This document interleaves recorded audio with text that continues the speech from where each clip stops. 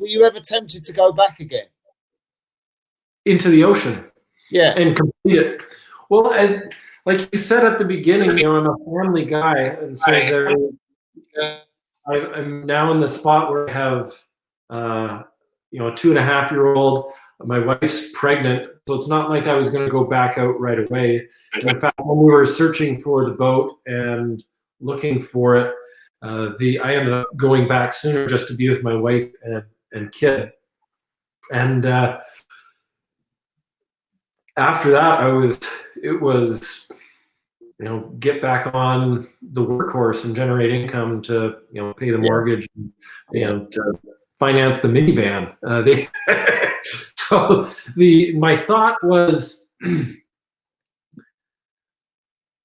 possibly when my kids grew up, because I saw a lot of people in their 50s, 60s, and even some people in the early 70s doing this kind of thing. So I thought, well, maybe when I get older, there was a lot I enjoyed about the experience. What I didn't enjoy was the fear and the terror. But I'd say that's a small piece. You have both the best. Like I said, 2.5% of the time is absolute terror. 2.5% of the time is mind blowing and connective and wonderful. Moonbows, flying squid, swimming with whales, and then the other 95% is pretty peaceful and benign and introspective. And so I'd do it again. I don't think, and again,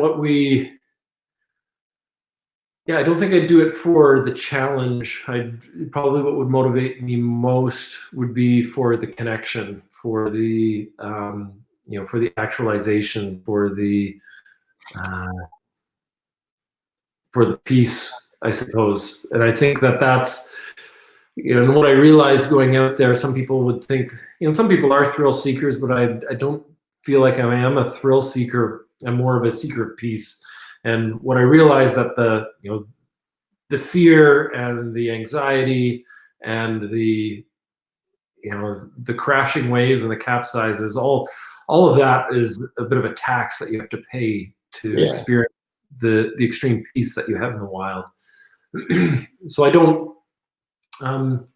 Maybe I'm not ruling it out, but I don't have the burning desire to put together a campaign and do it again. And again, it would be nice.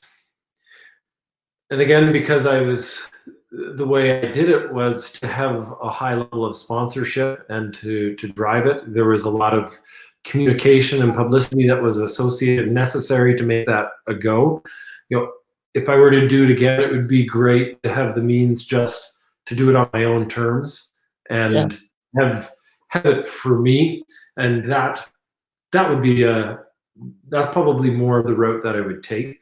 I'm definitely grateful to have to have had the full experience, but the external push I would want less of that if I were to do it again. I want to take you to your rowing career, the Olympics now. Alex Partridge has got 2 or 3 questions for you, which he asked me to sort of check out with you. Okay. First one, who was the main driver in your Beijing 8? Who was the main driver? As you mean, like the leader of? I guess I know you. I know where you've written that it's shared leadership, and you thought that was the big difference between Athens and Beijing. But I guess I don't know. Well, there was a strong layer of interdependence within that boat, and that's how I look at it. We had Kyle was a very impressive athlete. And he was a big driver, very consistent, very strong, and very introverted leader, and consistent. And he was a big driver in that boat. But then I think of guys like Jake Wetzel, who was very aggressive and nonconformist and a bit of a maverick. And and he was another big driver within the boat because of his mindset. He was probably one of the best racers. I'd say from Kyle knew how to train and prepare and do things properly. Jake knew how to show up and fire it up. And I think of a guy like Malcolm, who has just a physiological phenom, someone who had, whenever the longer the race would go or the longer the ergs would go, he would just be able to keep the power and keep it going, which was absolutely mind-blowing. So there's another driver. And then we had a guy like Brian Price, who was our coxswain, who had a lot of experience and was very nimble, was a good steerer. If you were to even look overhead when you were to look at our Olympic race and just even look at the British 8 and our 8 off the start, the British 8 turns and then goes straight and loses a seat. So whether it's with steering or starting or somehow that, Brian just, he was able to steer, keep the boat on a knife. He was able to work with the different rowers in the different seats to say, hey, look, you're pulling me too much. And we practiced that start so that we were, we were on that razor's edge. And then as far as a calling perspective, he was able to be super flexible. So we had a broad framework for our racing calls, but he was able to dance around. So we'd every 250 meters we'd have a focus, but he'd be able to pull it forward or push it back and play off the other crews. Oh, the Brits are doing this, so Americans are doing this, the Dutch are doing this. Now it's your turn to go. Let's stick and go. So he was another strong driver, and so I'd say those were some big leaders in the boat. But what about you? Things to say about everyone in the boat, really. What about you, Adam? Pardon? What about you? If I asked the other guys, what would they say about you? Well, they'd say it was positive and very energetic. I had a lot of power. I'd say that was where I would add a lot, especially off the line. I was able to generate a lot of wattage, and I had good technical feel, so able to set good rhythm from that end of the boat. So able to give feedback, just good sensing, a natural good sensing type person, and trying to smooth things out politically, personality-wise. That's another way that I would try to contribute. I'm as a child, I was the youngest of 4 children, and I'm just looking to make peace. And so I think that's, those are ways that I would have contributed to the crew. And it's, you know what it's like. It's a team sport. Sometimes when you're in it, your ego can get the best of you, and you can think that you're contributing more than you do. And I think that's natural. And in retrospect, as we grow and mature, and thankfully I've had over a decade of time to reflect on it, it's the more grateful I am for each of the the men who are in the boat with me, and all that they taught me, all that they contributed, because it was and it still is a group effort. And so the more you can align and come together, the more effective you can be. Alex also asked about the opening heat, where the British posted a time a couple of seconds quicker than yours, and how bothered were you about that as you went into the final? We weren't.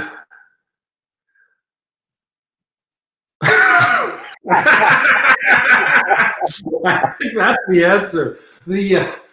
I don't know. It's funny how in my book I write a little bit about Stephen Redgrave was making some comments on how we were carrying ourselves around the enclosure and the inside. And it's funny when I hear that and I reflect upon how we had carried ourselves. I think there's just an innate level of confidence in what we could do. And when I think of if, for example, if we put Kyle and Jake in a pair, they probably would have won the pair. That's the level of athletes we had in that 8, and and so we had some really fast rowers in the boat, and we knew that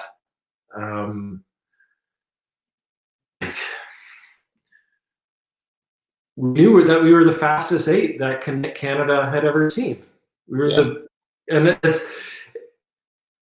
it feels funny to say that because it sounds kind of cocky, but then if just through a lens of realism and just saying, well, we knew that we would win. It was our race to lose. And so we had a level of indifference when we were walking around the enclosure, and indifference to to the British, indifference to the Americans, indifference to anyone else, because we knew that it was our race to lose. The internal focus was like, okay, we know we have a job to do. Let's just focus on our job and not get distracted. Let's just be focused. And I think that's what tweaked, poked at Stephen Redgrave. I'm not sure if it bothered him or it bothered someone else, but it's like I ended up having to take this out of the book because I said, what did I say? Nothing hurts an ego more than indifference, especially a British ego. I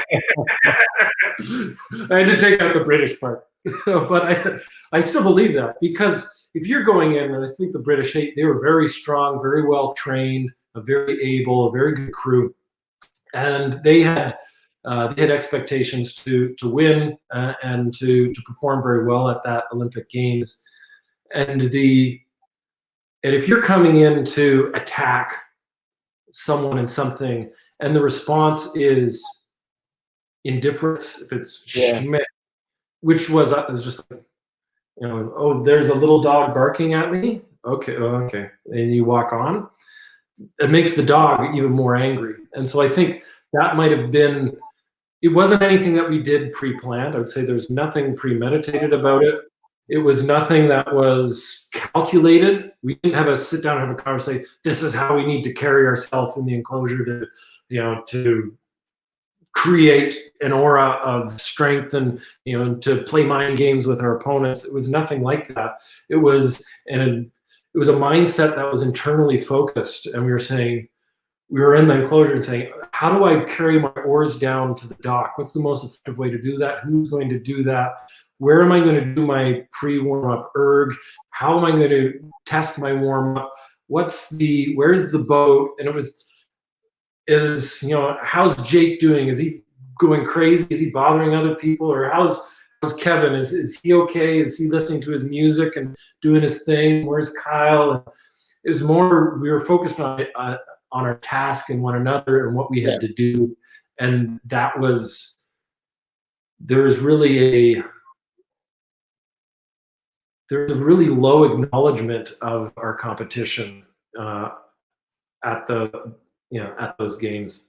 It's like the Kiwis. They used to have that. They don't now, but the Kiwis were very, very indifferent when they used to race. I'm talking about in the 80s now, 70s and 80s. Very similar. What about that final? Because people talk about, I was chatting to the guys that won in Rio, Andy Hodge and Matt Gottrell and the British 8. Okay. And they kind of said they weren't saying it was easy, like that, it was a really hard race for them, but they were kind of a length up at 1,000 meters or over a length up, and they kind of knew they were going to win. What was that experience like for you? Because you had a big lead, didn't you, coming through the K? Well, that's the Canadian way, or at least it was when we raced under Spracklin, and it was always get a lead, stretch it out as hard as you can, and then hold on like hell to the finish. And that's just always the way. When I talk to everyone else, this is the fascinating piece of being in an 8, is that different athletes have different realizations at different points in the race. So our bow seat, Kevin Light, he said, first stroke off the line, I knew we were going to win. I just knew it. I just felt the first stroke, blade deep, boat lifts up. I'm like, okay, we've got this, right? Whereas myself in 7-seat, in the thick of it, I didn't believe that we were going to win until the last 5 strokes of the race. Yeah, so 5 strokes to go. That's when Brian comes on the speaker or coxswain and said, 5 more strokes and you're fucking Olympic gold medalists. Had this one of those white moments. You had those as an athlete where you just everything goes white and it feels like the universe anoints you, chills go down your spine, and I was just we're gonna win. So that's when I knew we were gonna win. Then I talk about there's a few other guys like Malcolm. When we were around 500 meters, I think he said we had a move there where we were driving it. Not as Kyle. He said when we drove into pace, I knew that we were going to win in the middle 100 strokes of the race. We got into the power rhythm pace or just past the 500, and I just knew it. I knew we were going to win. Jake, like how he talked about it, he's like, we take the British, and when you have someone and you have their head and you put it under the water and they start to drown and you let them up and they just take a breath, and you know what you do next? Just as they have a breath, you push it down and you let them die. And that was his thought at the 1250 meter mark. So that's when the Brits would normally make a push on us around somewhere between 1,000 and 1,500. So if they made the push and we pushed back, then he was confident we were going to win, and that's what happened. And so he knew we were going to win at that point in time. So there is, different people at different times in the race, and then Dominic, who sat behind me, didn't believe we were going to win until 3 strokes after the finish line. It was funny. Everyone. It was funny. We crossed the finish line. Kevin drops his oar, throws it in the hands because he saw the cross. Everyone else takes 1 stroke, throws down their oars. Dom looks around and just on his own takes 1 extra stroke just to be sure. So. Yeah, everyone had different perspectives, and it was I'd say for what the motivating factor for me in that race, beyond just winning, was to he was a masochistic. It was just pushing, figuring out how deep into the pit can I push my body, and how transcendent of experience can I find through this race. For me, it wouldn't have been enough to have just won that race. It wouldn't have felt satisfying. What felt very satisfying was that I had left every ounce that I could, and I came this close to catching a crab at around around around the 1200 mark. My mind, I laser focus. And I thought about it's funny, I had this thought about the spare of our boat. And I was like, I'm going to take a stroke for the spare. And it was just, I took the stroke, and all of a sudden, the blade went in on a bit of an angle and didn't go in. It came out properly. And I was like, oh, shit, so be here now, right? And that would have changed everything. Yeah.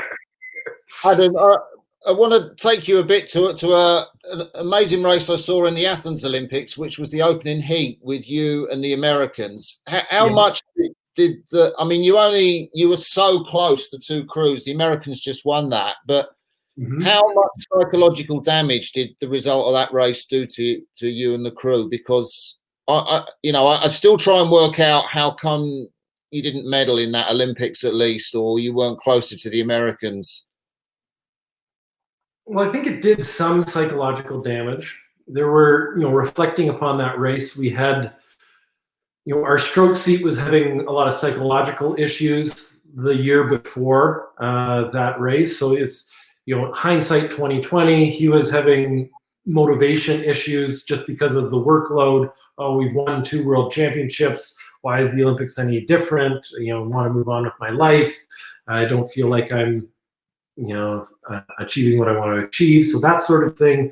We had warm-ups. So we were used to training in the Pacific Northwest, where it was cool and rainy, and a long warm-up was actually beneficial, whereas training and competing in the heat long warm-ups can hinder you. So, a 20-minute warm-up can actually be far more effective than a 45-minute warm-up.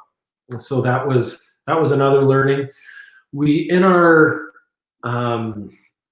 repechage, our stroke seat got an injury in his pectoral muscle, and so that contributed, and we had. And so we didn't switch the seats around. We didn't bring in a spare. He said that he was good enough for it. I did know like the edge was off. He was a very good oarsman. He had a very long, smooth, linear stroke that was lightning at the catch. You could pick it up so long, quick and light, and accelerate the whole way through. He was really divine the way that he could, put his stroke through the water and or lever past the stake in the water. Yeah. I should say. But he was very good. But I think the injury took that snapping off, and that was a piece of it. So I'd say it's a combination of psychology and then a combination of inexperience. There were no rowers in that boat who had ever been to an Olympics. And if you look at the statistics, I think it's pretty clear no Olympic experience has a very negative effect on winning and medaling. So you need to have Olympic experience if you're expecting to win a medal and podium at the games. Yeah, and again, it's conflict between our stroke seat and our sixth seat. Sixth seat was the captain, stroke seat was the hothead, oldest child versus only child, if you're into family psychology. But there's a bit more conflict, less, and a lot more reliance upon Spracklin as the god of tell us what to do versus working with him. We still had a lot of, and I to this day have a lot of respect for Spracklin, but I think even he realizes as a coach that you need to have a lot of drive and confidence from the crew itself if you're going to be able to activate as the coach. And so that was all of those issues I think came to play. It was the confluence of a number of different factors. Bad leadership, bad teamwork. Over an injury. Too much warm up. First Olympic Games. Immaturity, inability to express ideas with one another. All these things came together to be the perfect